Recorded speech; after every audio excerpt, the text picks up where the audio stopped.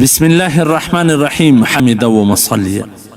محترمینو، یو محترم ورور دا پوښتنه کړې ده چې ما واده وکړي خو دلته په خونه کمره کې زما پلنګ کټ په داسې انداز کې موږ یخي دي چې هغه سر یې د قبلې و طرف ته دي، پښې یې داسې د المر خواته و طرف ته دي. نو دلته یو څوک زموږ رشته دار و هغه دا ویل چې داسې کټ ښول خو صحیح نه دي، یعنې سړی چې کوروالي کوي، جما کوي، ضرورت پر کوي، باید نه سر د قبلې و طرف ته وي نه پښې د قبلې و طرف ته وي.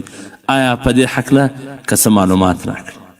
محترمینو، واقعي دا خبره داسې ده، د قبلې احترام قدر کول پر موږ تاسو باندې لازمه دي چې که سړی کوروالي کوي، جما کوي، باید نه پښې د قبلې و طرف ته وي نه سر د قبلې و طرف ته وي، بلکې دا نور اطراف ته د سر او پښې کوي.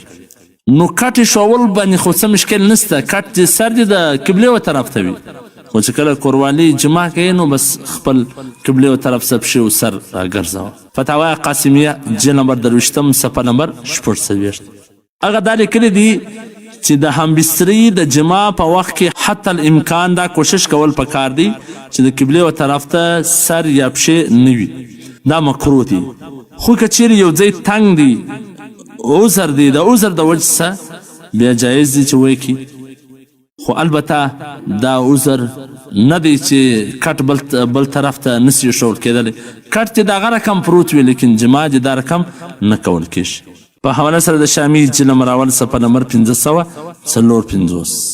فتاوی محمودیه جلد نمبر 14 صفحه نمبر 319 زوړ چاپ. والسلام.